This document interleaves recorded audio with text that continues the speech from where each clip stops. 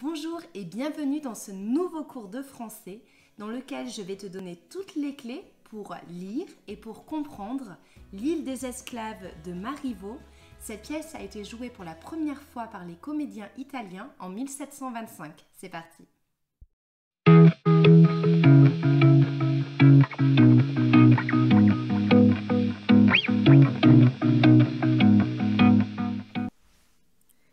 Qui est l'auteur de L'île des esclaves ?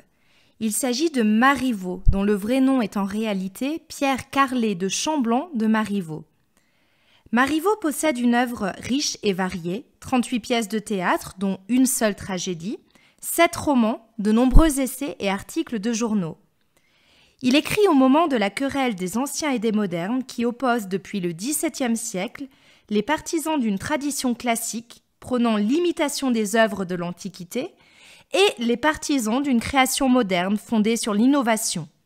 Marivaux s'engage aux côtés des modernes. Il renouvelle ainsi le genre de la comédie et du roman, mais aussi le travail sur la syntaxe et le lexique de l'analyse des sentiments. Il donne d'ailleurs son nom à un style, le marivaudage. Que retenir à propos du siècle de Marivaux ? Marivaux écrit pendant le siècle des Lumières. De 1715, la mort du roi Soleil, à 1723, le pouvoir est exercé par le duc d'Orléans. Cette période, que l'on appelle la Régence, se caractérise par une réaction des aristocrates contre la monarchie absolue et un désir de liberté des mœurs. Les comédies de Marivaux témoignent de ce goût du jeu et des plaisirs, même si elles critiquent le libertinage et la coquetterie, en valorisant l'authenticité des sentiments et le langage du cœur. La Régence est aussi une période de croissance commerciale et de spéculation, à l'origine de la ruine de Marivaux et de nombreux bourgeois et aristocrates. La hiérarchie sociale, loin d'être figée, peut être bouleversée, comme l'illustrent les nombreux échanges de statuts sociaux dans les comédies de Marivaux. L'essor de l'économie et du commerce extérieur se poursuit tout le siècle. D'ailleurs, c'est aussi le siècle du commerce triangulaire qui correspond à des échanges d'esclaves noirs des colonies contre des marchandises entre l'Europe, l'Afrique et les Amériques. Que retenir à propos des Lumières ? Le discrédit de la monarchie absolue, le désir de liberté et la remise en cause de l'ordre social favorisent l'émergence de pensées nouvelles, contestataires. À l'époque de Marivaux, les débats s'animent dans les salons, les clubs, les cafés, dont le théâtre va faire l'écho. L'esprit critique envers les institutions et les traditions, la revendication de justice et de liberté, va constituer par la suite le mouvement des Lumières, autour des œuvres des philosophes des Lumières comme Montesquieu, Voltaire, Diderot, Rousseau ou encore Beaumarchais. Que retenir sur le théâtre au XVIIIe siècle ? Le XVIIIe siècle adore le théâtre. C'est un haut lieu de sociabilité en accord avec le goût des plaisirs et du divertissement. Les grands modèles du siècle classique, Corneille, Racine, Molière, perdurent, mais de nouvelles formes apparaissent, comme le drame bourgeois. Par exemple, Diderot a écrit une pièce qui s'appelle Le Fils naturel en 1757, qui est un drame bourgeois. Beaumarchais écrit aussi La mère coupable en 1792. Ce nouveau genre va entraîner le déclin de la tragédie mais la comédie va se renouveler en ne représentant plus des types de l'humanité, mais des personnages et des situations caractéristiques de la société du XVIIIe siècle. À Paris, 3 formes de théâtre sont jouées par des troupes spécifiques.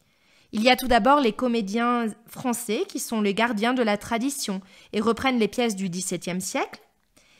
Il y a les théâtres de la foire qui présentent des spectacles populaires. Ils sont interdits de parole, ils miment, utilisent des écriteaux ou encore le vaudeville qui sont des couplets chantés. La troupe des comédiens italiens reprend la tradition de la commedia dell'arte qui est née en Italie au XVIe siècle et qui met en scène des personnages stéréotypés et qui se fonde sur un jeu improvisé à partir d'un canevas exploitant le registre de la farce et le comique gestuel. Dès 1720, Marivaux est l'auteur de cette troupe des comédiens italiens. Que retenir sur le genre de l'utopie ? L'utopie est un genre créé par l'anglais Thomas More avec son Utopia en 1516 pendant la Renaissance. Il décrit un lieu idéal sur une île imaginaire qui n'existe pas. Le goût pour l'utopie dans la littérature provient du plaisir de voyager dans des contrées inconnues, mais aussi du souhait de réformer la société selon un idéal social, politique et économique. L'utopie permet de critiquer le réel de manière efficace. Rabelais, Fénelon ou encore Voltaire s'y sont exercés. Présentation de l'île des esclaves. L'île des esclaves est une pièce jouée pour la première fois en 1725 par les comédiens italiens. La pièce est l'un des plus grands succès de Marivaux. Elle est le premier volet d'une sorte de trilogie dans l'œuvre de Marivaux que l'on nomme comédie sociale pour les distinguer des comédies sentimentales. L'île de la raison ou les petits hommes en 1727, la nouvelle colonie ou la Ligue des femmes en 1729 qui devient la colonie en 1750, ces pièces n'auront toutefois pas le même succès que l'île des esclaves. L'utopie du monde inversé dans l'île des esclaves permet une remise en cause sociale. La comédie respecte la règle classique des 3 unités, un lieu, l'île, une journée, une action consacrée autour du schéma utopique de l'échange des rôles entre les maîtres et les valets. Et enfin, le dénouement rétablit la hiérarchie initiale, même si les personnages sont transformés par l'épreuve salutaire qu'ils viennent de vivre.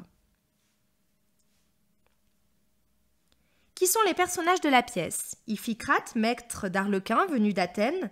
Son nom est tiré du grec et il signifie « celui qui gouverne par la force ». Arlequin, valet d'Iphicrate, personnage typique de la Commedia dell'arte, connu pour sa bouffonnerie. Euphrosine, maîtresse de Cléanthis, venue d'Athènes. Son nom grec signifie « pleine de joie », ce qui souligne sa légèreté de femme coquette. Dans la mythologie grecque, Euphrosine est l'une des 3 grâces. Cléanthis, suivante d'Euphrosine, son nom grec signifie « fleur de gloire » qui renforce l'insoumission et l'intransigeance de son caractère. Trivelin, le gouverneur de l'île des esclaves, ancienne esclave d'Athènes, personnage typique de la Commedia dell'arte. Habituellement un rôle de valet insolent et rusé, il devient dans la pièce de Marivaux un meneur de jeu respectable et raisonnable. Et enfin, des habitants de l'île. Quel est le résumé de la pièce ? La pièce est écrite en un acte et en prose. Elle comprend 11 scènes. Le décor, c'est une mer et des rochers d'un côté, des arbres et des maisons de l'autre. Commençons par la scène 1 et la scène 2 qui correspondent aux scènes d'exposition. Scène 1. Arlequin et son maître échouent sur l'île des esclaves, une île occupée depuis 100 ans par des esclaves de la Grèce révoltés contre leur maître. Arlequin en profite pour prendre le dessus sur son maître. Scène 2. Trivelin, chef des anciens esclaves révoltés, met en place un renversement des statuts en demandant aux maîtres et aux serviteurs d'échanger leurs noms, leurs statuts et leurs habits. Cet échange, qui va durer 3 ans, a une vocation thérapeutique. Il s'agit de donner un cours d'humanité destiné à détruire la barbarie pour que les maîtres, après avoir connu la situation d'esclaves, deviennent humains, raisonnables et généreux. Passons à présent aux péripéties, qui correspondent aux scènes 3, 4, 5, 6, 7 et 8. Scène 3.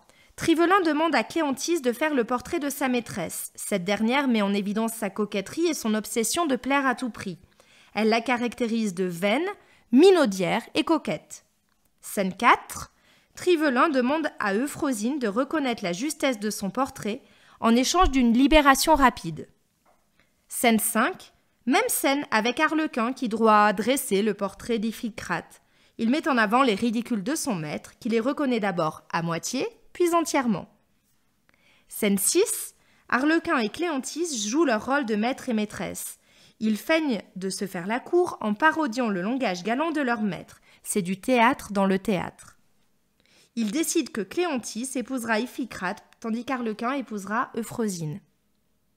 Scène 7, Cléanthis annonce à Euphrosine qu'elle souhaite la marier à Iphicrate, qui est en réalité Arlequin. Elle essaie de lui prouver le bon cœur et la simplicité de celui-ci en opposition à ses courtisans habituels. Scène 8. Arlequin fait la cour à Euphrosine de manière maladroite mais sincère. Celle-ci lui fait part de son désarroi et de sa douleur. Passons enfin aux scènes de dénouement qui sont les scènes 9, 10 et 11. Scène 9. Arlequin demande à Iphicrate d'aimer Cléontis. Les deux personnages vont alors régler leur compte en se reprochant mutuellement leur ingratitude. Arlequin accorde finalement son pardon à Iphicrate, qui est ému par une telle générosité. L'inversion des rôles prend fin lorsqu'Arlequin rend ses habits à son maître. Scène 10, Cléontis s'indigne du fait qu'Arlequin soit redevenu serviteur et dénonce le comportement des maîtres. Arlequin l'invite à accorder son pardon à Euphrosine. La réconciliation générale a lieu. Scène 11, Trivelin tire la leçon de l'expérience et autorise les 4 naufragés à repartir vers Athènes. Voilà, la pièce se termine bien. Chacun retrouve sa position sociale initiale, mais sort quand même grandi de cette expérience. Il serait intéressant, pour terminer l'étude de cette pièce, de s'interroger sur la fréquence du thème de l'île dans les téléréalités que l'on trouve aujourd'hui. Je te laisse réfléchir à cette question et je te dis à très bientôt pour un nouveau cours de français. Que la force de la littérature soit avec toi. Bye bye!